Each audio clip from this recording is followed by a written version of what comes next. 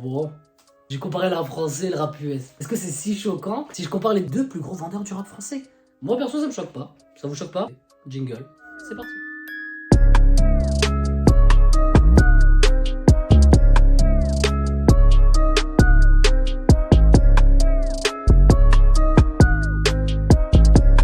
Salut à toutes et à tous, c'est Ala Mixtape, j'espère que vous allez toutes et tous très bien. Disclaimer, je vois déjà les personnes venir vers moi, me dire oui, Ninho, Jul, ça se compare pas vraiment, c'est deux styles totalement différents. Je le sais, je le sais, je le sais. Je compare simplement ces deux personnes, ces deux rappeurs, parce que ce sont les deux plus gros vendeurs du rap français. Donc ça va parler d'évolution du style musical, ça va parler de chiffres, comment leur écriture a évolué. Vous verrez, ça va être intéressant. On est parti. Maintenant, on va pouvoir se concentrer sur le battle et on va comparer Ninho et Jul sur des points précis. On va les comparer sur le travail, la charge de travail, sur le fait qu'ils soient des bosseurs. À côté de ça, sur l'évolution du style musical. Par la suite, l'évolution de la plume, donc de l'écriture. Et pour finir, l'évolution de leur image. Quand on parle de Ninho et de Jul, on parle de deux enfants du rap, deux rappeurs qui ont été baignés dans le rap et qui travaillent depuis longtemps dans le rap, qui ont commencé à écrire très jeunes. Je prends Ninho, âge 26 ans. Il rappe depuis ses 12 ans. De l'autre côté, on a Jul qui, lui, a 32 ans et qui écrit depuis ses 12 ans, donc depuis plus de 20 ans. On a quelqu'un qui écrit depuis 14 ans et l'autre depuis à peu près 20 ans. Et pour finir, pour alimenter le fait que Jul est un gros bosseur, il faut se dire que ce mec fait des albums gratuits, a son propre label, il est auteur, compositeur, interprète, il intervient sur tout le processus de ses sons, ce qui agrémente le fait que ce soit un énorme bosseur. Deuxième point à traiter, l'évolution du style musical, et pour cela, j'ai pas besoin de détailler plus que ça pour vous dire simplement que Ninho prend un point direct. Il prend un point direct. Parce que malheureusement, et ça vous ne pouvez pas dire le contraire, Jul ne s'est pas réinventé avec le temps malheureusement. La mélodie reste tout le temps la même. À côté de ça, quand je parle de style musical également, je parle de musique en général, et pour parler avec des termes un peu plus techniques, il reste sur des sons qui sont faits en 8 mesures. Les mesures, pour dire simplement voilà ce que c'est de manière claire et précise parce que c'est un terme un peu technique, c'est tout simplement la division d'une œuvre musicale tout simplement en parties égales. Voilà, par pulsation, donc que ce soit avec des notes ou du silence, etc. Voilà. Donc par rapport à ça, Jul ne s'est clairement pas réinventé, puisqu'il est resté sur du 8 mesures. Pourtant, son homologue et sa principale influence, qui est IAM, a toujours été en 16 mesures, ce qui fait que forcément, en 8 mesures, on a un débit qui est beaucoup plus rapide et des sons qui sont faits beaucoup plus rapidement, tout simplement, et ce qui peut expliquer le fait qu'il sorte beaucoup de sons. Ninho, lui, de son côté, on se retrouve avec un rappeur avec une signature artistique qui a été très agressive dès le début. Il a directement posé les bases, on le voit à travers son album Comme Prévu, à travers MILS, etc. Ce sont ces albums qui l'ont fait connaître par son style artistique et très précis et avec son côté très avant-gardiste, notamment au niveau de ses placements. Je laisse Medine répondre à ma place. Ça m'avait fait avec Ninho par exemple sur le 1. Ninho quand il est venu poser son couplet, nous trentenaires, presque quarantenaires dans le studio, on se dit mais ils sont bizarres les placements là. Il est pas hors temps là.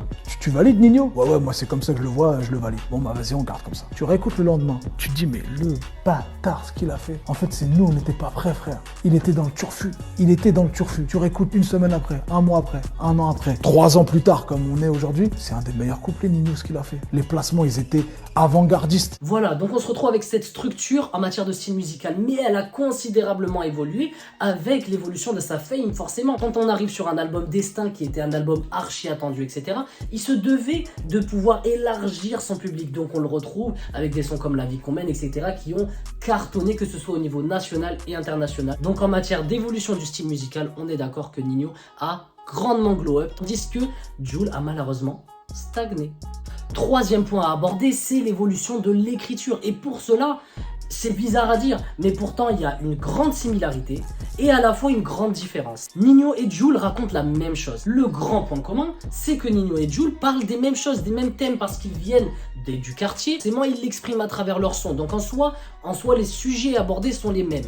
Cependant, Jul, lui, l'aborde avec beaucoup plus de vulgarité, avec moins de précision, et c'est pour ça aussi l'inconvénient d'être en 8 mesures. Parce que le fait qu'il soit en 8 mesures fait qu'il parle plus vite, il va faire des sons qui vont être beaucoup plus rapides, des phrases qui vont être plus courtes, avec forcément moins de temps de pause et un rythme qui va être plus rapide.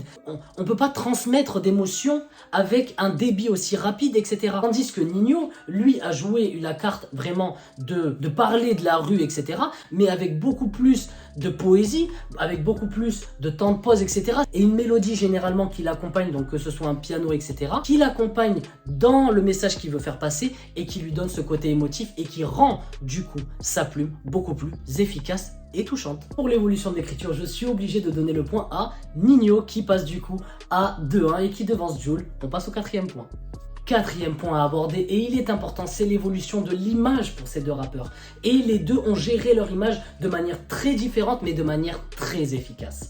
Jul, lui, a été plus dans l'optique de sortir des albums tous les 6 mois, être beaucoup plus dans le partage, mettre en avant le fait qu'il offre des albums gratuits, etc. Ce qui lui donne vraiment, il a joué sur la corde humaine, sur la corde sociale, disons. Et ce qui fait que du coup, les gens se sont attachés à lui, notamment pour ce qu'il produit, pour ses sons, et à côté de ça pour ce qu'il dégage en matière d'humanité et tout simplement l'image qu'il rend. En fait, il a une très bonne image de la part de son public et qui le vante considérablement pour tout ce qu'il fait et tout ce qu'il propose à la jeunesse, pour les enfants du quartier, les personnes qui n'ont pas forcément les moyens de se payer ses albums. Du côté de Ninho, on est sur une image qui a été gérée beaucoup plus à travers le temps. Il a joué sur la temporalité, il a joué sur le prestige, sur l'excellence, la carte du luxe et la carte de, justement, ils ne le savaient pas, maintenant ils le savent. Et ça, il l'a prouvé à travers le nom de ses albums. Premier album, il s'appelle Ils sont pas au courant. Après ça, il a fait les MILS, donc qui veut dire maintenant ils le savent. Entre temps, il a mis un album qui s'appelait Comme prévu. Par la suite, il a sorti Destin. Destin pour sortir au final, aujourd'hui, Réfé. Ce qui veut dire vraiment, ils ne le savent pas et aujourd'hui c'est devenu un chef. Donc il a joué sur la temporalité. Forcément avant il ne parlait que de son passé, de ce qu'il vivait au travers de son quartier. Maintenant il peut en parler, mais au passé. Par conséquent c'est assez dur, très dur de pouvoir décerner qui a le mieux géré. On est aujourd'hui sur deux gestions qui sont très différentes mais qui sont très efficaces. Par conséquent, un point partout et on se retrouve avec un score final qui est mené à 3-2. C'est donc une victoire de Ninho. Voilà du coup pour cette vidéo, j'espère en tout cas qu'elle vous aura plu. C'est la première vidéo du format battle qui va se développer avec le temps. On compare deux rappeurs. Aujourd'hui j'ai fait fort avec Ninho et Jul. Il y aura d'autres rappeurs qui vont être comparés par la suite. J'espère en tout cas que cette vidéo vous aura plu. En tout cas moi je me suis régalé. Je vous souhaite du coup une bonne journée, une bonne soirée si vous regardez cette vidéo le soir. C'était à la mixtape, vous connaissez la classique. La bise.